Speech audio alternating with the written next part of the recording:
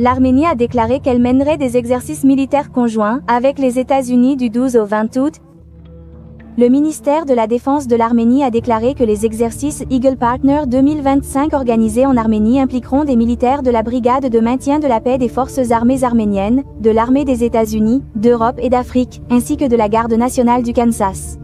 Les exercices sont conçus pour préparer et exécuter des missions de maintien de la paix, en mettant l'accent sur les procédures d'évacuation médicale. Alors que la Russie est occupée en Ukraine, l'Arménie a fait un pari qui pourrait exploser au visage de Poutine. Ce que vous venez de voir est une nouvelle qui doit beaucoup déranger le Kremlin.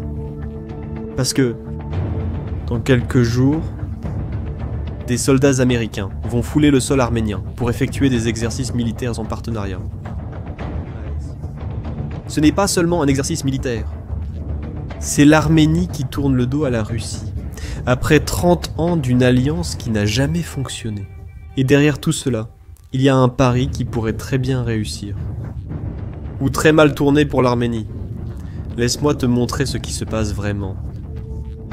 Pour comprendre pourquoi l'Arménie a pris cette décision radicale, je dois te raconter quelque chose qui s'est passé il y a quelques années. Plus précisément en 2023.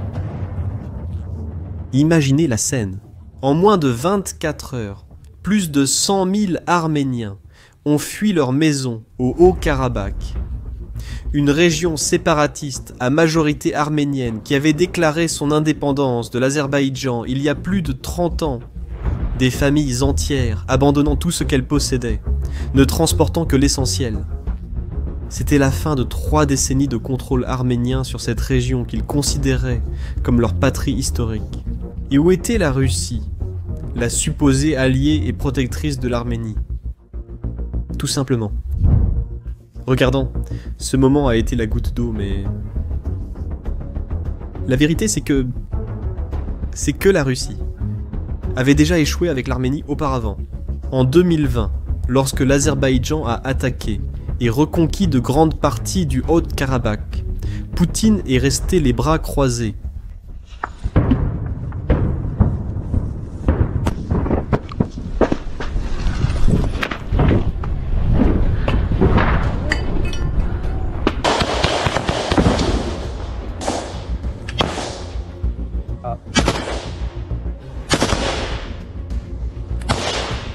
En 2022, lorsque les forces azerbaïdjanaises ont envahi le territoire arménien souverain, l'alliance militaire russe, l'organisation du traité de sécurité collective n'a pas levé le petit doigt.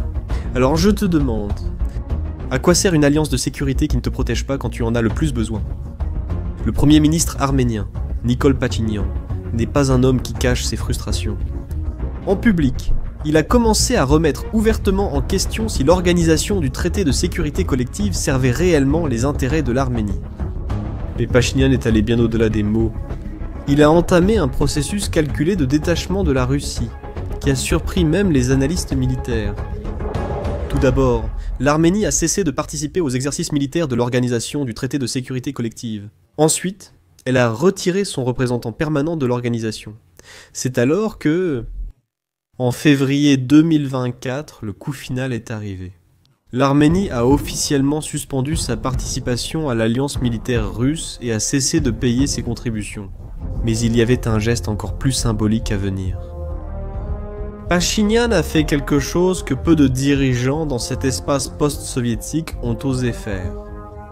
Il a expulsé les gardes frontières russes de l'aéroport d'Erevan et des points stratégiques à la frontière avec l'Iran.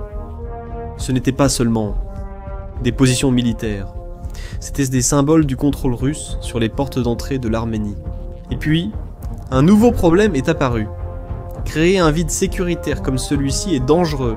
L'Arménie misait sur le fait qu'elle pourrait attirer de nouveaux protecteurs avant que ses ennemis ne profitent de sa vulnérabilité. Et c'est exactement ce qui a commencé à se produire. Les États-Unis n'ont pas perdu de temps. Les exercices Eagle Partner que vous avez vus dans les informations au début de cette vidéo ne sont pas les premiers. Ils ont lieu depuis quelques années, mais maintenant ils ont pris une signification bien plus grande. Des soldats américains du commandement Europe et Afrique, ainsi que de la Garde nationale du Kansas, s'entraînent avec des forces arméniennes sur le sol arménien. L'objectif officiel est d'améliorer la capacité pour les missions de maintien de la paix. Mais tout le monde se doute qu'il y a bien plus en jeu. L'Union européenne est également entrée dans ce jeu. En mars 2025, le Parlement arménien a adopté une loi d'intégration à l'Union européenne, ce qui était impensable il y a quelques années. Et avec cela, les Européens ont placé des observateurs à la frontière entre l'Arménie et l'Azerbaïdjan, en plus de promettre 270 millions d'euros de soutien financier. Maintenant, considérez que l'Arménie est un pays de seulement 3 millions d'habitants. C'est beaucoup d'argent, mais il y a une limite à ce que l'Occident est prêt à faire. Personne n'offre à l'Arménie ce dont elle a vraiment besoin. Une vraie garantie de sécurité, comme la protection de l'OTAN. Tu veux savoir pourquoi ? Parce que cela signifierait entrer en confrontation directe avec la Russie, la Turquie et l'Azerbaïdjan. Et c'est une ligne que les Américains et les Européens ne sont pas encore prêts à franchir. Et c'est ici. L'histoire devient vraiment captivante. Parce que, derrière tous ces mouvements militaires et diplomatiques, il y a une lutte pour quelque chose d'apparemment simple. Je parle de 43 km de territoire arménien qui pourrait complètement changer la carte géopolitique de l'Eurasie. Cette bande de terre au sud de l'Arménie relierait l'Azerbaïdjan à son enclave du Nakhitchevan, qui est frontalière avec la Turquie. Cela peut sembler insignifiant, mais les implications sont énormes. Cet itinéraire ferait partie de ce qu'on appelle le corridor central, un ambitieux réseau de transport qui relierait la Chine à l'Europe, en passant par l'Asie centrale, l'Azerbaïdjan et la Turquie. Et plus important encore, cet itinéraire contournerait complètement la Russie et l'Iran. Pouvez-vous imaginer pourquoi la Russie et l'Iran n'aiment pas du tout cette idée ?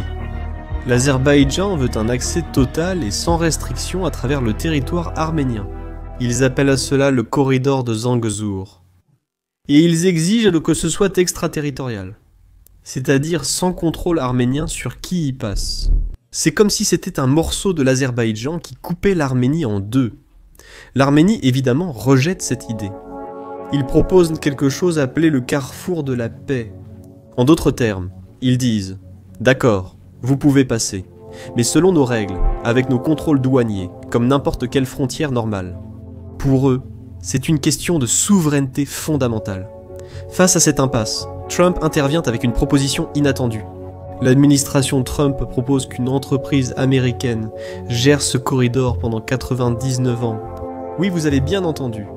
L'idée informelle est que cette entreprise contrôlerait toute l'exploitation de la route, y compris la sécurité. Et à ce moment-là, je sais que beaucoup d'entre vous doivent se demander « D'accord, mais comment garantirait-il la sécurité ?»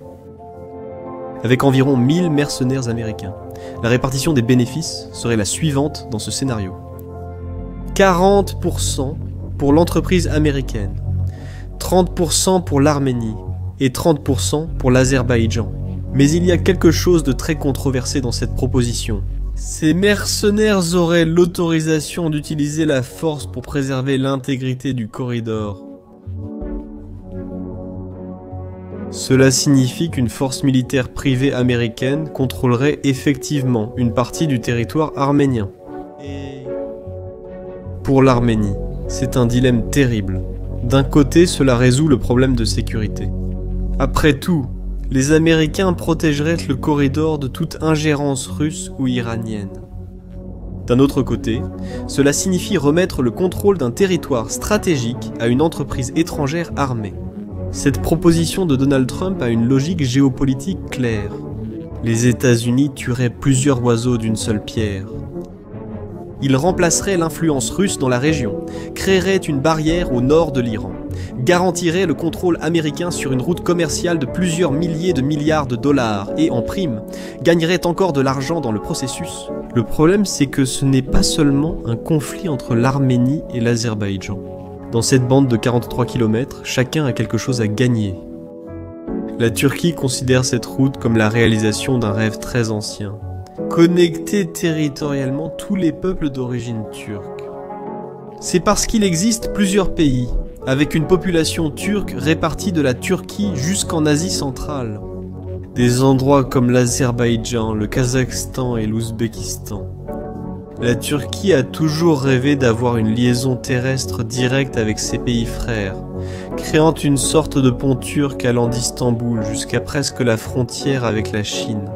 C'est pourquoi le président turc Erdogan soutient si fermement l'Azerbaïdjan, car ce corridor serait la pièce manquante pour connecter physiquement le monde turc. L'Iran, de son côté, est désespéré d'empêcher que cela n'arrive. Ils ont déjà Israël et l'Azerbaïdjan comme ennemis à leurs frontières. Si cette route est construite, l'Iran serait complètement encerclé par des forces qu'il considère comme hostiles. En plus de perdre sa connexion terrestre vitale avec l'Europe via l'Arménie. Et qu'en est-il de la Russie?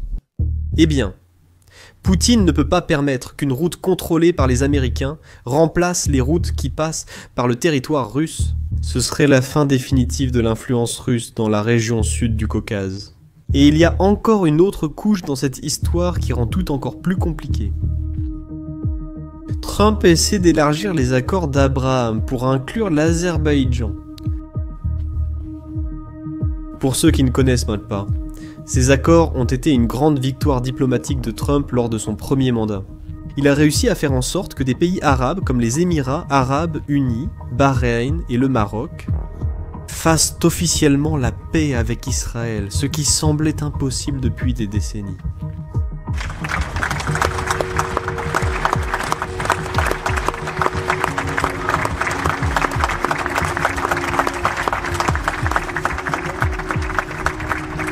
Maintenant, Trump veut amener l'Azerbaïdjan dans ce groupe de pays amis d'Israël. Et tu veux savoir pourquoi c'est important. Parce que l'Azerbaïdjan a déjà une relation très étroite avec Israël. Ils achètent des armes israéliennes et partagent des informations de renseignement contre l'Iran.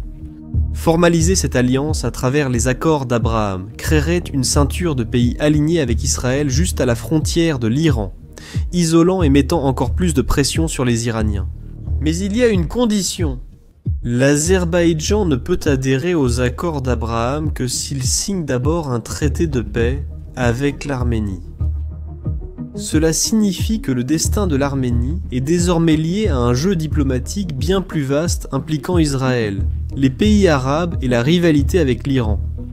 C'est complexe, mais une grande motivation pour l'Azerbaïdjan de conclure un accord. Pour l'Arménie, cela signifie que sa survie dépend non seulement de ce qui se passe dans le Caucase, mais aussi de la manière dont la rivalité entre Israël et l'Iran se déroule au Moyen-Orient. Alors, où tout cela va-t-il s'arrêter? Regarde. Il existe en gros 3 scénarios possibles. Et aucun d'entre eux n'est garanti. Le premier scénario est ce que nous pouvons appeler le scénario coercitif. L'Arménie finit par céder aux principales exigences de l'Azerbaïdjan. Ils permettent un certain type de corridor extraterritorial, effectuer les modifications constitutionnelles exigées par l'Azerbaïdjan, et un traité de paix est signé. Cela apporterait la stabilité tant désirée dans la région. Le deuxième scénario serait celui d'un nouveau conflit gelé, un scénario où les négociations stagnent indéfiniment. La tension reste élevée, avec des affrontements frontaliers, et des incidents occasionnels. L'Arménie poursuit lentement son rapprochement vers l'Occident, mais reste dans un état de grande vulnérabilité. L'Azerbaïdjan maintient sa pression, utilisant sa supériorité militaire comme levier constant. Le troisième scénario est peut-être le plus dangereux, une nouvelle guerre. Les négociations de paix échouent complètement, et l'Azerbaïdjan décide qu'il n'attendra plus. Ils envahissent simplement le sud de l'Arménie pour ouvrir le corridor par la force. Ce serait une catastrophe, car cela ne concernerait pas seulement l'Arménie et l'Azerbaïdjan. L'Iran, qui a désespérément besoin de maintenir sa connexion avec l'Arménie, pourrait entrer en guerre pour protéger sa frontière. La Turquie, qui soutient l'Azerbaïdjan, pourrait également s'impliquer. Soudainement, nous aurions une guerre régionale gigantesque, en plein milieu de l'une des régions les plus explosives du monde. Comme vous pouvez le voir, l'Arménie marche sur une corde raide. Ils échangent 3 décennies de dépendance envers la Russie contre l'espoir d'une protection occidentale. Si cela fonctionne, l'Arménie pourrait émerger comme un pays véritablement souverain, intégré à l'Occident, et protégé par des garanties américaines et européennes. Si cela échoue, il pourrait se retrouver dans une situation pire qu'avant, sans la protection russe, sans garanties occidentales solides et vulnérables aux pressions de tous les côtés. Ce qui rend cette histoire fascinante, c'est qu'elle va bien au-delà de l'Arménie. C'est comme un résumé de tout ce qui se passe dans le monde aujourd'hui. La Russie perd de son pouvoir, les États-Unis et la Chine se disputent les routes commerciales, Israël et l'Iran s'affrontent, et les petits pays essaient de survivre au milieu de tout ce chaos. Et toi, qu'en penses-tu? L'Arménie fait-elle le bon choix en échangeant la Russie contre les États-Unis? Ou ce pari pourrait-il se transformer en catastrophe? Laisse ton avis dans les commentaires. Abonne-toi à la chaîne pour plus d'analyses géopolitiques comme celle-ci et partage la vidéo pour que plus de gens comprennent ce qui se passe réellement dans le monde. À la prochaine!